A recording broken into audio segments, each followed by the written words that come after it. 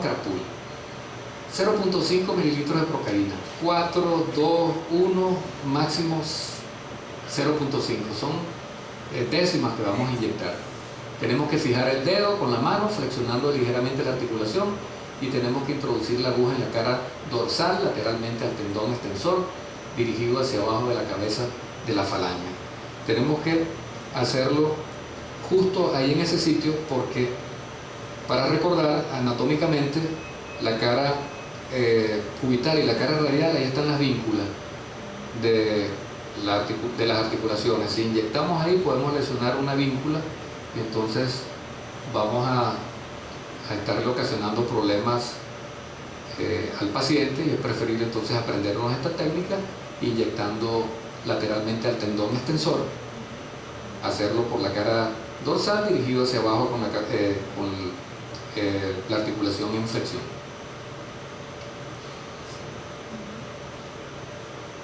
Debemos aprender a inyectar la arteria braquial, porque esta es otra parte de la terapia neural segmental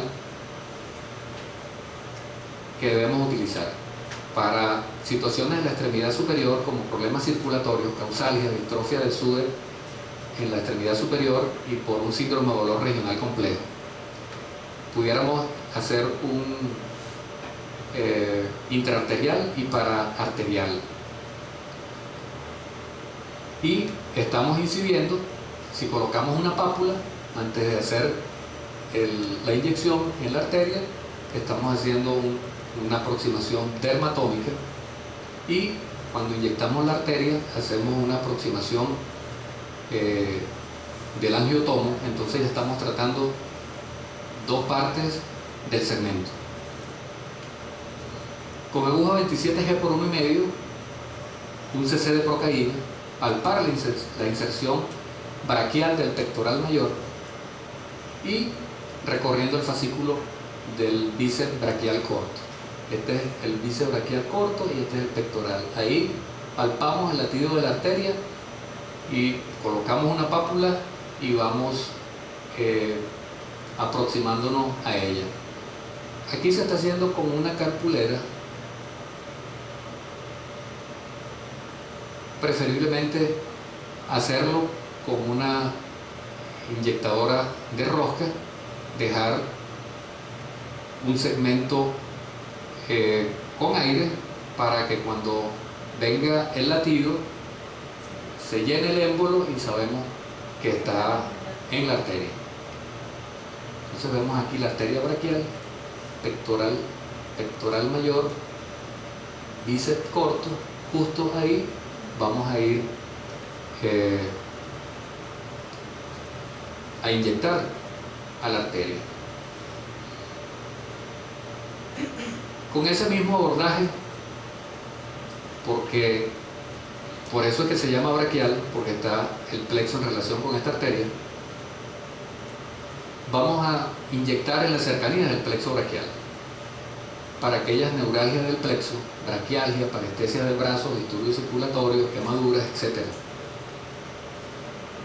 La técnica pues es exactamente igual que el abordaje para la arteria braquial, y hay que avanzar hasta que el paciente refiera a las parestesias en el área sufridas por los nervios, o lo que llamamos el grito del nervio.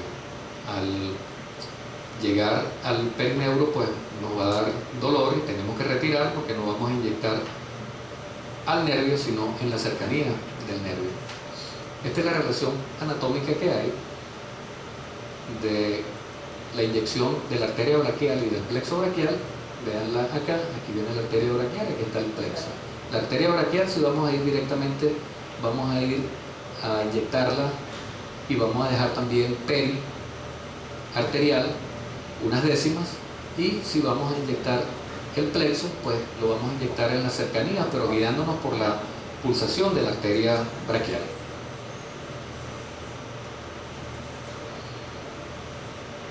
De este plexo debemos inyectar, porque son frecuentes sus patologías, tanto el nervio mediano como el nervio cubital y el nervio radial.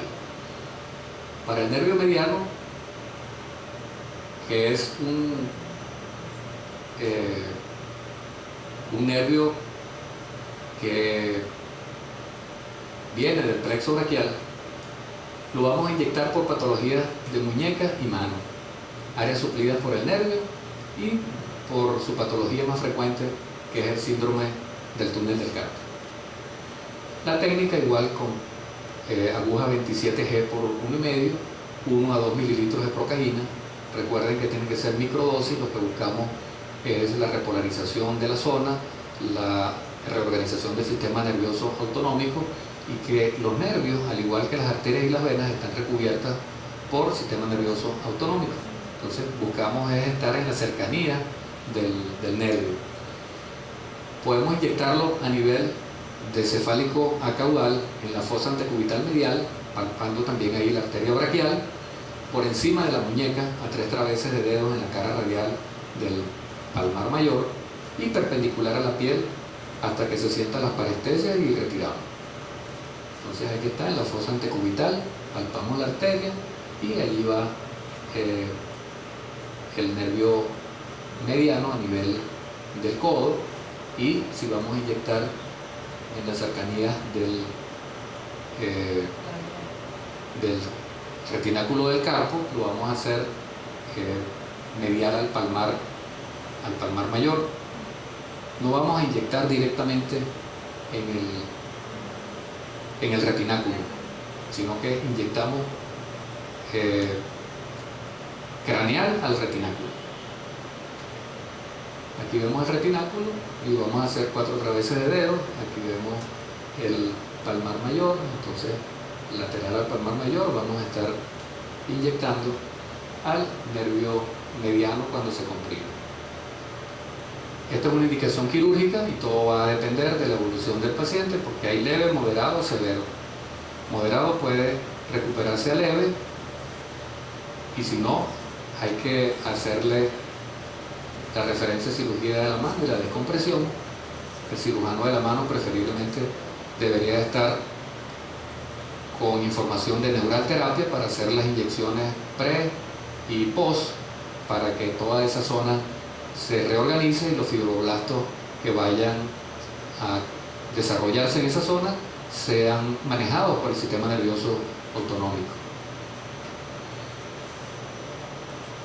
Debemos entonces tener presente las patologías del nervio radial en el antebrazo, en la muñeca y en la mano. Con aguja 27G por 1,5 también, no más de 2 mililitros de procaína, debemos insertar la aguja 4 traveses de dedo por encima del epicóndilo externo. Tenemos que recordar cuál es la trayectoria del nervio radial, con la aguja perpendicular a la piel hasta sentir parestesias en su territorio. Entonces aquí estamos haciendo la inyección del nervio radial, y uno de los sitios más frecuentes es donde se comprime a nivel del canal radial. El canal radial está más abajo. Debemos de revisar la anatomía y debemos de inyectar en las cercanías a nivel del canal radial, que está en la cara lateral del codo, por debajo del pliegue. A 3 traveses de dedo proximal a la línea articular de la muñeca radial, a la arteria radial, tercio proximal de la tabaquera anatómica hasta sentir parestesia en ese territorio, porque el área autonómica o el área de sensibilidad radial está a ese nivel, al nivel del primer espacio, y siempre hay dolores y patologías allí desde el punto de vista de neuropatías del nervio radial, y debemos inyectar entonces ahí a ese nivel, 4 traveses por encima del pliegue del codo, o podemos inyectarlo directamente a nivel de la tabaquera anatómica.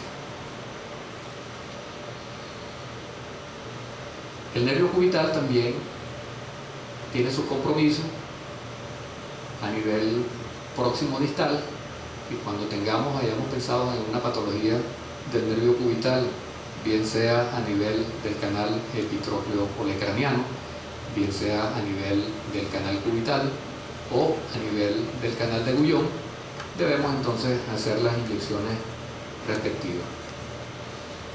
Con aguja 27G por 1,5, no más de 2 mililitros de procaína. La técnica que se describe es por encima del canal epitroclear, perpendicular a la piel, 3 traveses de dedo por encima de la muñeca entre la arteria cubital y el tendón del flexor carpi ulnaris, hasta que se sientan parestesia.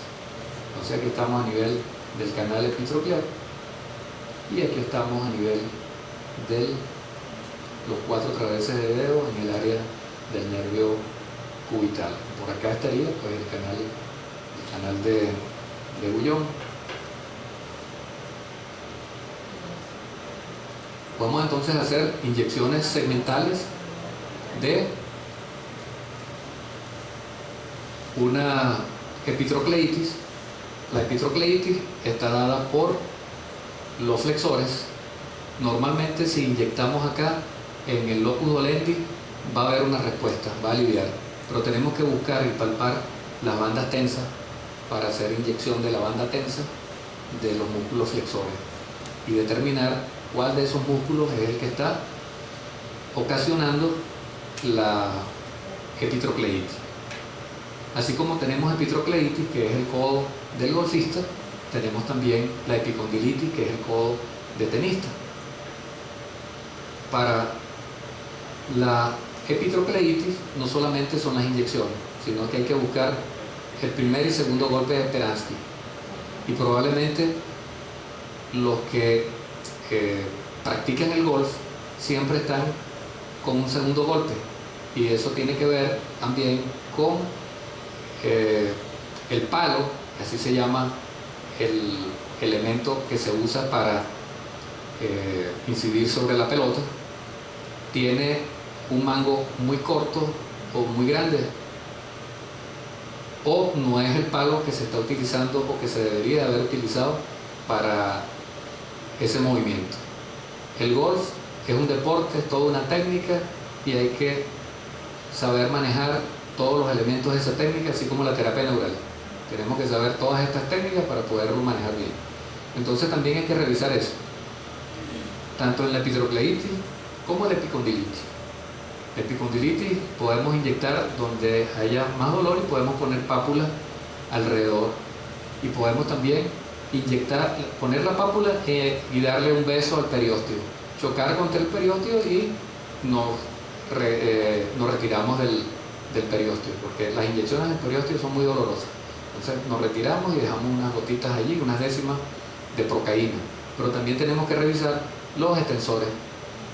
¿Cuál de esos extensores es el que está siendo utilizado biomecánicamente inadecuado, para entonces inyectarlo en el origen que es en el epicóndilo y en la inserción, e inyectarlo en la zona donde está la banda tensa, y una vez que se inyecta ahí la miogelosa o la banda tensa, se libera la acetilcolina, que es la que da la irritación de esa zona, y entonces va a haber alivio en el epicóndilo. También decirle al paciente que revise su raqueta, si la raqueta está muy tensada o está destensada, o si está utilizando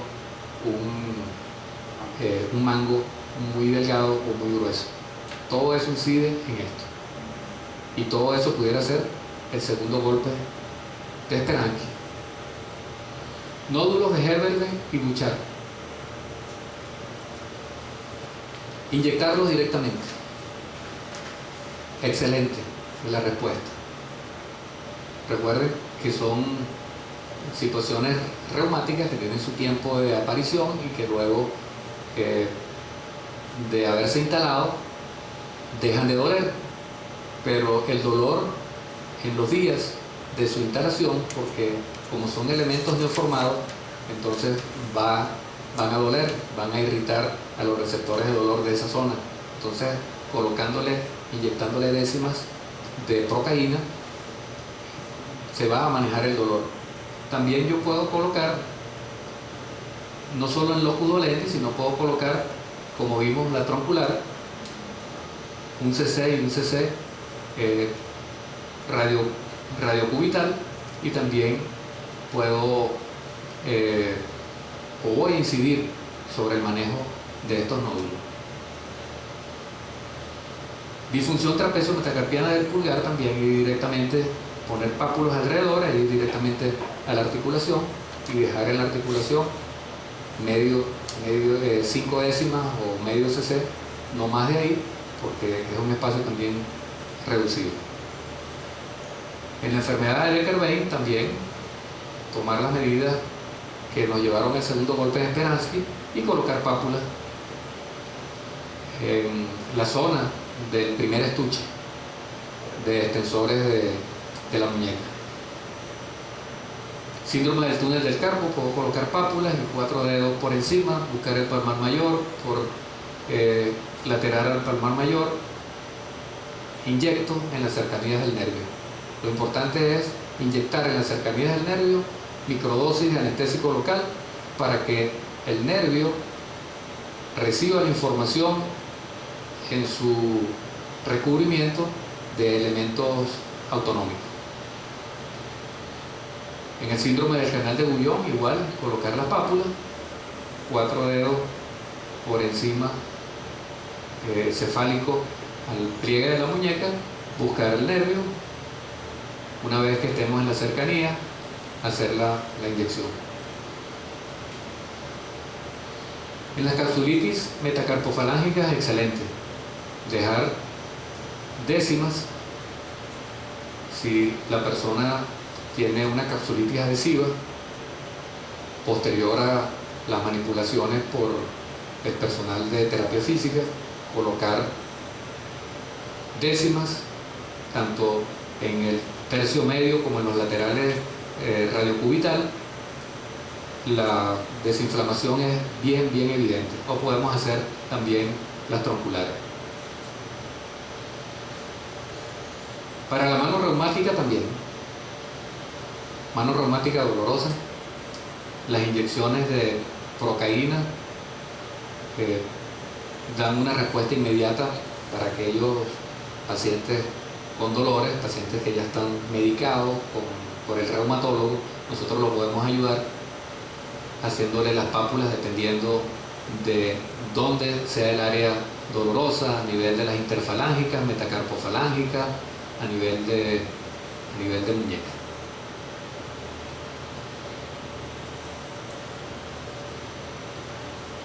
Recordando la inyección en la arteria braquial peri e intraarterial, para problemas circulatorios causales de distrofia de Sudeck de la extremidad superior, podemos utilizar también una aguja número 12, 1 mililitro o 2 mililitros máximo. Básicamente deberíamos utilizar procaína al 1%, pero también podemos utilizar lidocaína al 1%. El sitio de penetración, ya sabemos, tenemos que buscar orientarnos anatómicamente con el pectoral mayor y donde incida sobre él el bíceps braquial corto. Ahí palpamos, colocamos una pápula y nos vamos aproximando a la arteria braquial. También lo podemos hacer en las cercanías del nervio mediano.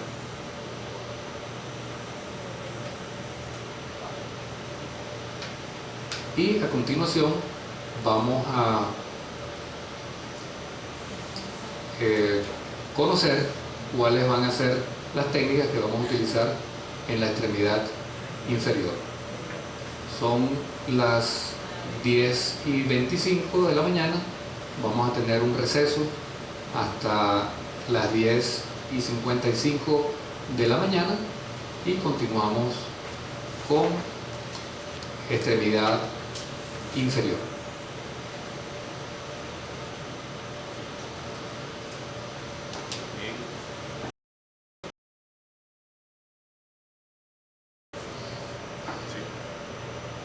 ¿Sí? Bueno, buenos días nuevamente.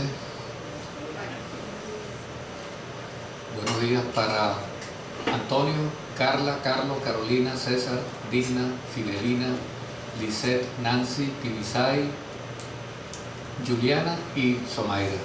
De Edgar, aquí está Vinicio y estamos acá en La Urbina,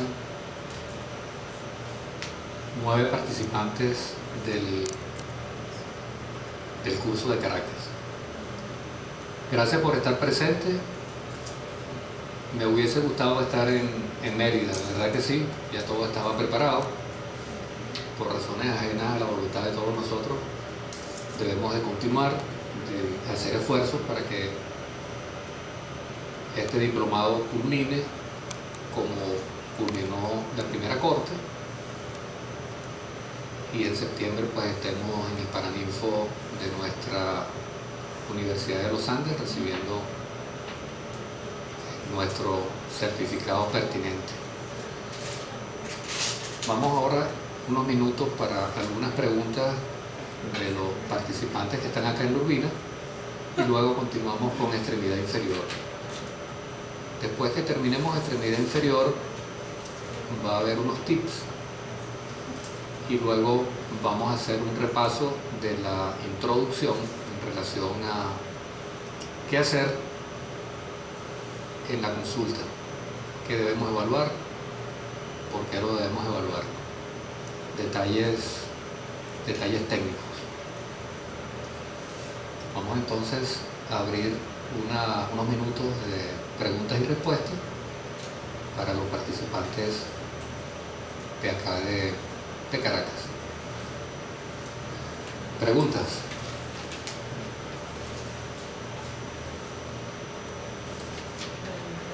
Esto nos está sirviendo también de plataforma y para tenerlo en cuenta para las próximas cortes, para los fines de semana darles más información, o simplemente para tenerlo en la nube y podérselo enviar y tener más información sobre la formación en terapia neural. Muchas preguntas ya se respondieron en la media hora esta que tuvimos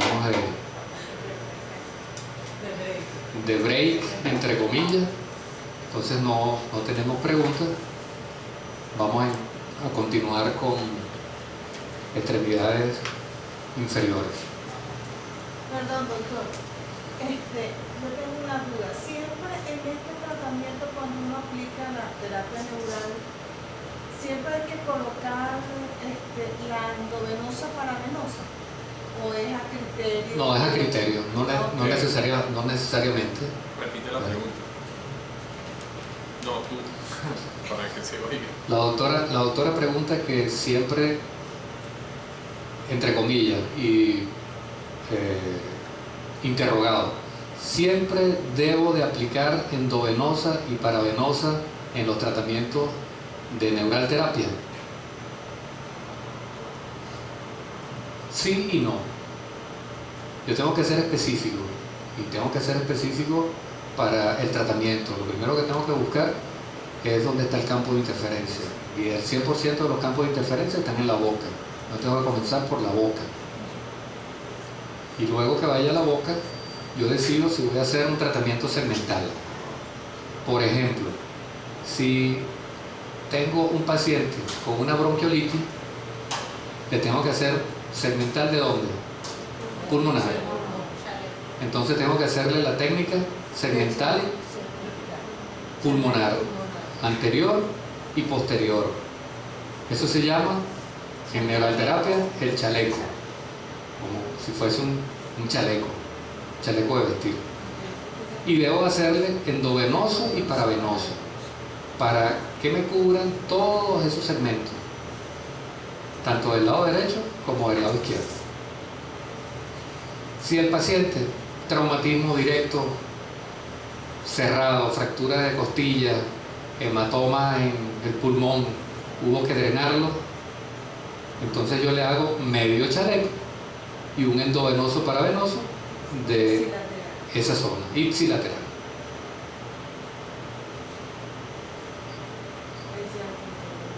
Ahora, si yo considero que no puedo tener abordaje de la boca, si no puedo tener abordaje de los segmentos por quemaduras, etcétera, y lo único que tengo es cómo hacer un endovenoso paravenoso o cómo hacer una arteria braquial, entonces le hago endovenoso paravenoso, arteria braquial, porque tengo que manejar el segmento. La A, tratamiento segmental. Ya después viene la B, locus dolendi, la C, intraarterial, intraarticular, inyección de los ganglios, etc. Entonces tenemos que ir desde lo básico hasta lo más avanzado. Los que tienen experiencia pues van directamente, hacen un ganglio estrellado y mejoran, o hacen un simpático cervical superior o supremo y entran directamente al sistema nervioso autonómico. Ahora esto se trata de comenzar y aprender desde la colocación de una pápula en adelante. Profesor, ¿cómo puede ser el protocolo para esos pacientes que se quejan de que tienen debilidad en la mano o que tienen parestesia, pero no tienen un punto donde yo pueda irme hacia iniciar un punto específico de dolor, sino que les molesta, pero no es específico? ¿Hay algún protocolo? La doctora pregunta que si hay un protocolo para aquel paciente que tiene dolores inespecíficos en la extremidad superior distal.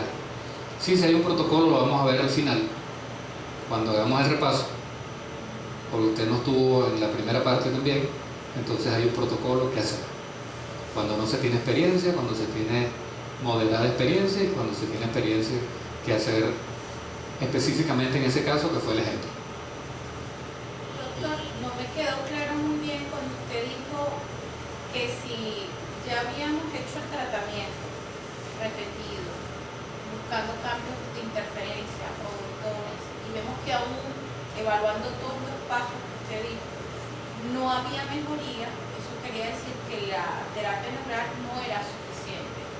De ahí podía usar hemovacunas, ayuno, homotoxicología y terapia neural como lo venía haciendo. ¿Aplico todas o pruebo paso a paso? Y no entendí bien en cuanto a unos medicamentos que dijo que había que diferenciar si era simpático o vagotónico. No sé si La doctora hace una pregunta interesante en relación a qué hacer en caso de que no funcione la terapia neural, en qué pensar.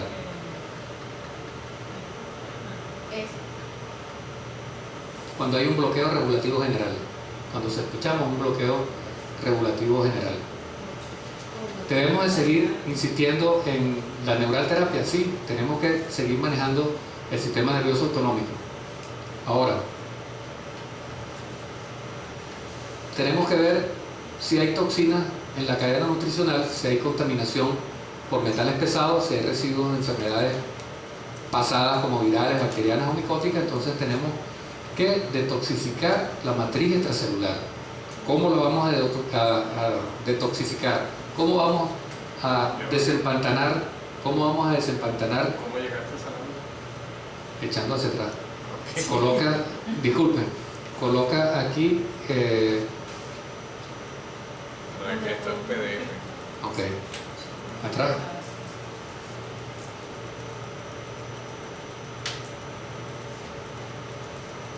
Más atrás.